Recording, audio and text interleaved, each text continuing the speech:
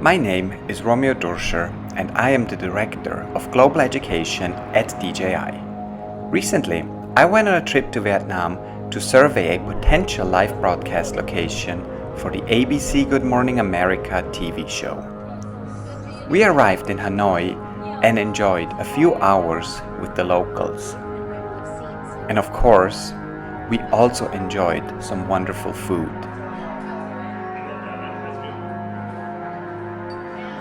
We had just enough time to get a feel of Hanoi, and then we continued on to the city of Dong Hoi. When we landed in Dong Hoi, we could already feel the hot and humid weather of the jungle. It is always an adventure when you travel to a new location for the first time. And we certainly did not travel light on this trip. Just taking a quick. Shortly after arriving at the Oxalis Adventure home base, we took out our equipment and tested everything. Here, I'm flying the DJI Inspire. I totally enjoyed the view I had over this beautiful little town named Phong Nha.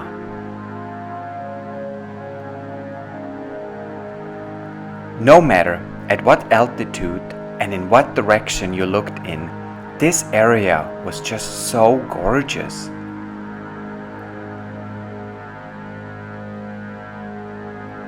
I was very fascinated by the thickness of the jungle and by the forms of the mountains.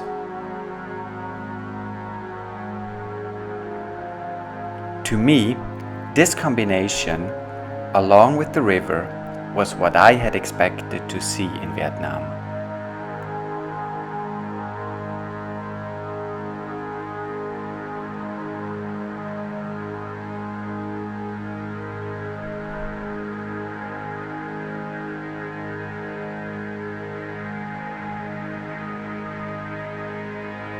Soon, it was time to prepare and get ready for our real purpose of this trip. But before, I had to do one last flight over the village and go and visit the church from the air.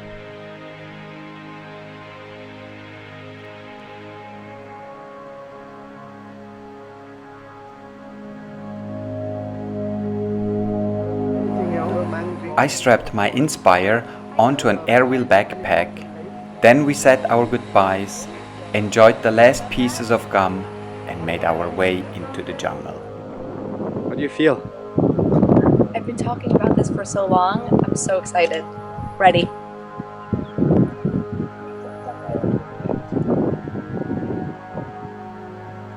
We were enjoying one last stop before the trek down the mountain. First hour has been quite hot, humid. Terrain is pretty challenging, steep, downhill. Did I mention it's hot? We had a great team of porters, and that made our journey so much easier.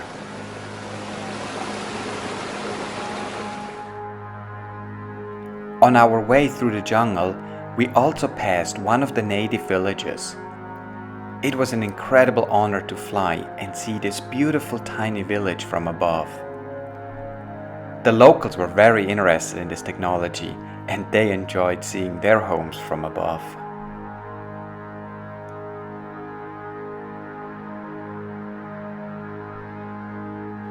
We had to continue our trek along the river, and we constantly went in and out of the water. This part was one of the hottest parts, and we were glad once this was behind us, because it meant we were at the entrance to the Hang An Cave.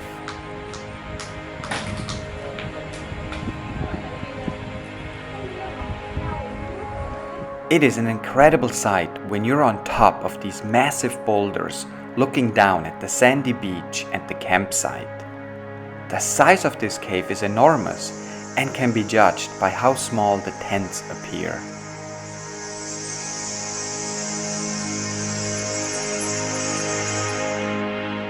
And flying through the cave gives you some sort of an idea how big this area really is.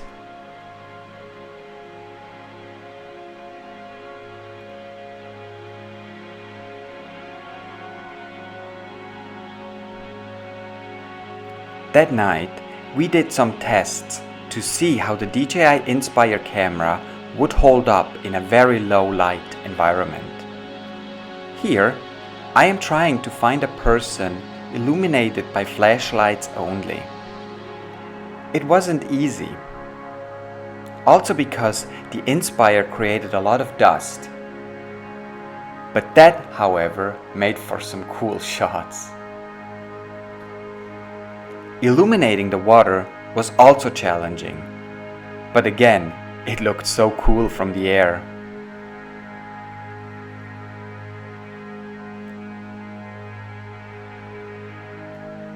Here is a time lapse of the morning activities. As you can see, a lot of things are happening, including me flying the Inspire. Now it's time to move on to our next camp. But before we exit Hang'an, we flew one more time. The structure on the wall was just so beautiful.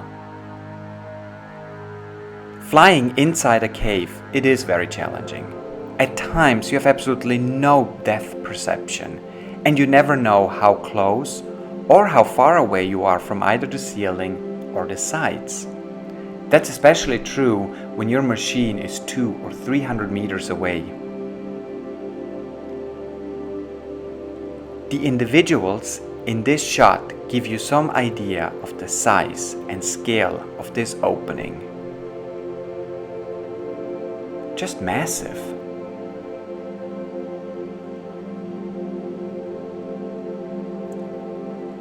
There were a lot of birds flying around, and you can see them passing in front of the Inspire. Now we are looking down the valley. This is where we had to hike all the way down to the entrance of our next destination, the Sơn Đoòng Cave. We followed the river for some time, and then we had to hike up a mountain. It was a pretty grueling ascent, and this view here gives you an idea how steep it really was.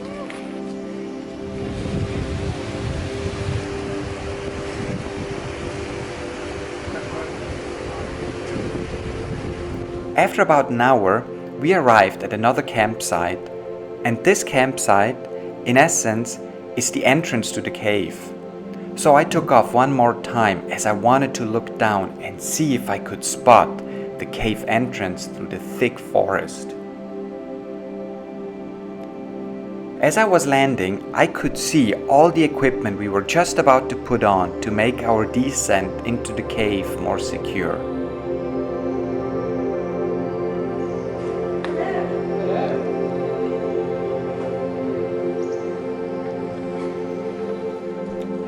Now, let's go inside Sơn Đoòng. It certainly was a very challenging descent all the way down. But luckily, our porters and our guides were very good and helped us get through this initial descent into the darkness. Well, you cheated death once again, huh?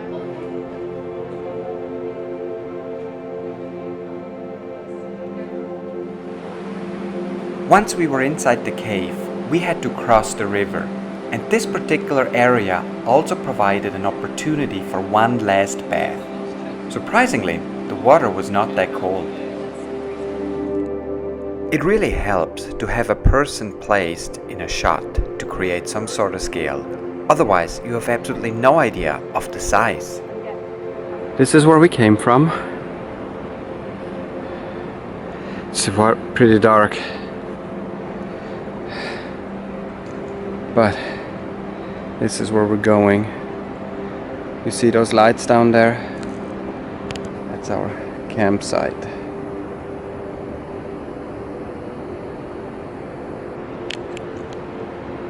Amazing. Just plain amazing.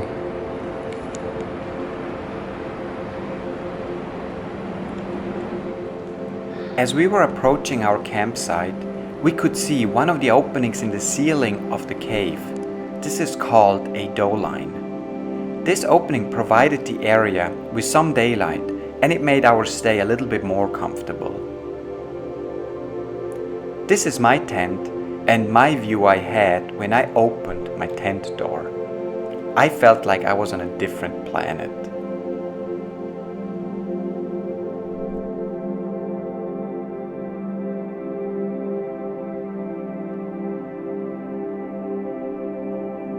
Flying from the campsite was an unreal experience.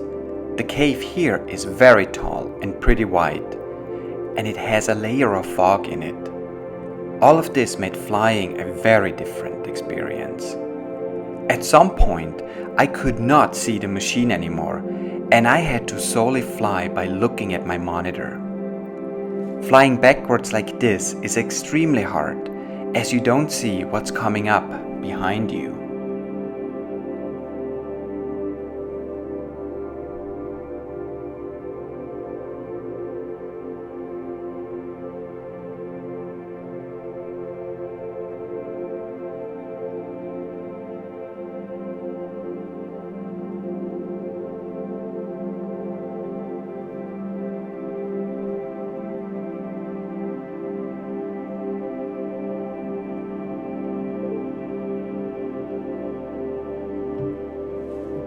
The next day, we had to continue our hike and survey. About an hour to an hour and a half into our day, we arrived right below this big opening, and it was time for the first flight of the day.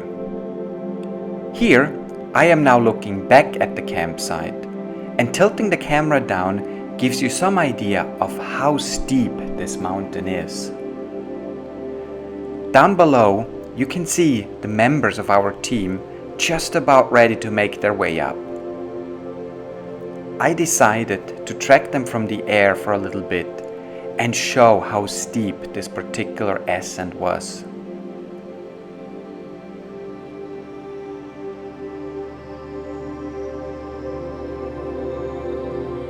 Tilting the camera up, which is a wonderful feature on the DJI Inspire, lets you see how steep and how long this hill is. And somewhere up there, we were waiting for the rest of the team.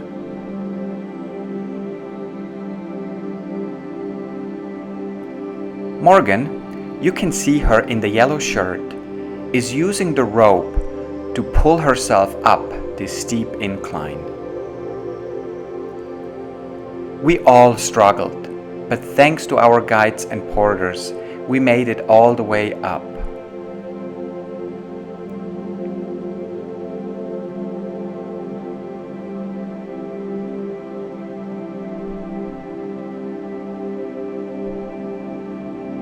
Here we are waiting, and you can see the landing platform. Now our team is just about to arrive on top. Because above us is a dough line, this opening in the cave ceiling, here we have many more green plants than in other areas of the cave. Morgan has made it, and now it was time to sit down and take a little breather.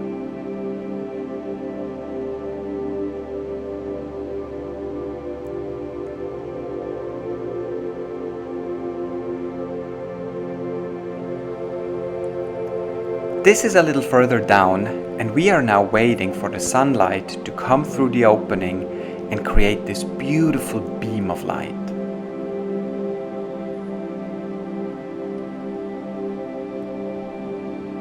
It's just about to happen.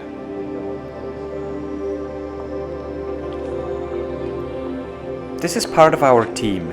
These folks were amazing and such a big help. While waiting for the beam of light to appear, we enjoyed some leaves falling from above. It was so magical. Here's my little landing platform with the Go Professional case we use to protect our gear. So now the sun is shining through the opening, and I am exploring it with the Inspire. The aerodynamics proved very interesting here, as we had some wind coming in from above, and also the heated air created some interesting pushes and pulls. This can be seen here going down.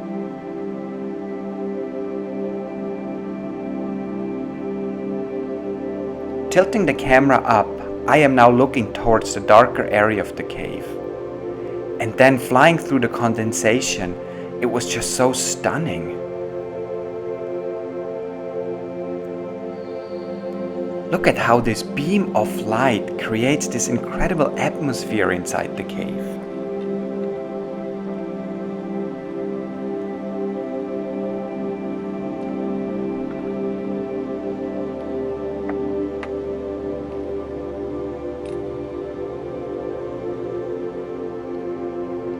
One of our porters was the model of this shot.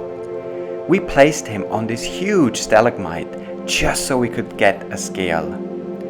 This to me was my favorite location to fly. It just looks so out of this world.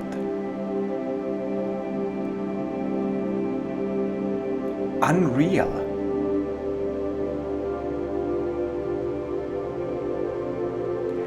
Flying backwards, away from the beam of light, through the cloud layer and down to the cave below was just so much fun. It's pretty dark down there, so we had some of our helpers use their flashlights to light up the walls of the cave. Look at those structures on the ground. Just amazing.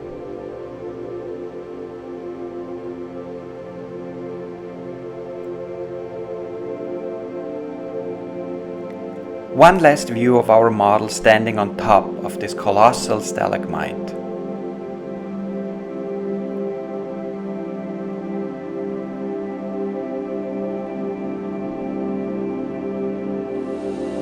We continued on with our hike and soon we arrived at the second tow line.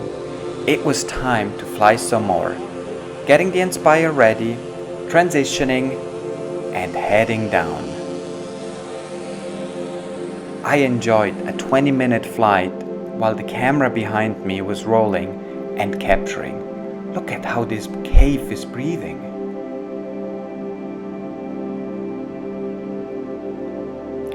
Straight ahead, you see part of our team making their way up this particular hillside.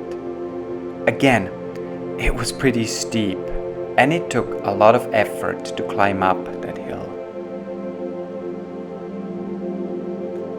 Add to the fact that the higher up you got, the hotter and hotter it became. So this was definitely a challenging day.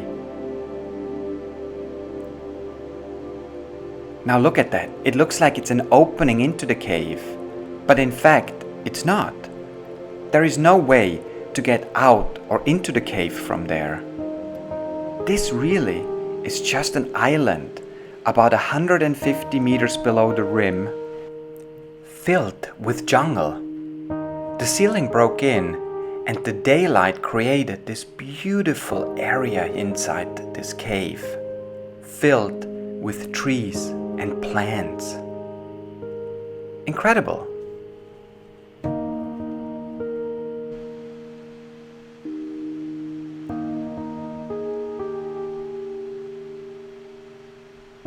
I was very curious to see what it looks like to fly outside of the cave. So carefully, I gained some altitude and soon I was out, looking around. It was deep jungle, no sign of any sort of civilization.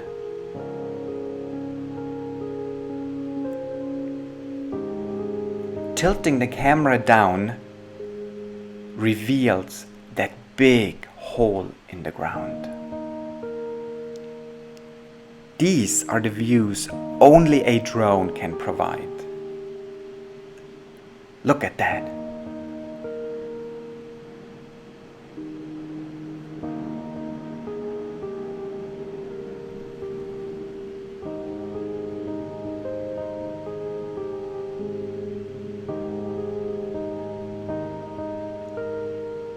We had to actually hike through this jungle.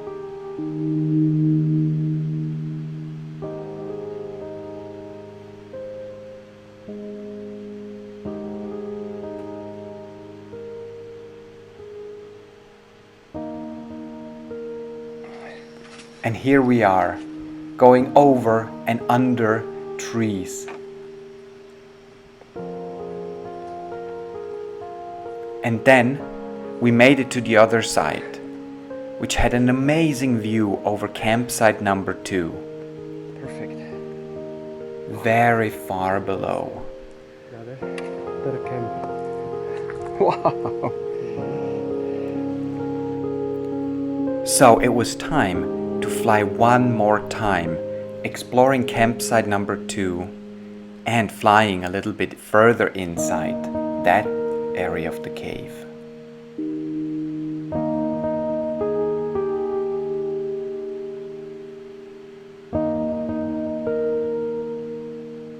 Stunning. Just stunning.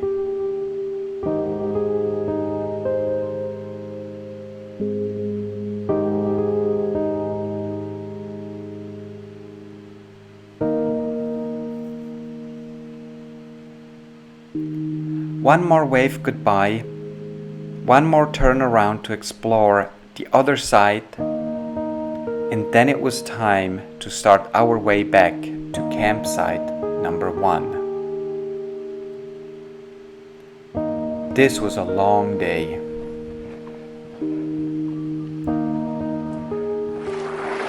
The following day, we made our way out of the cave and we trekked all the way back.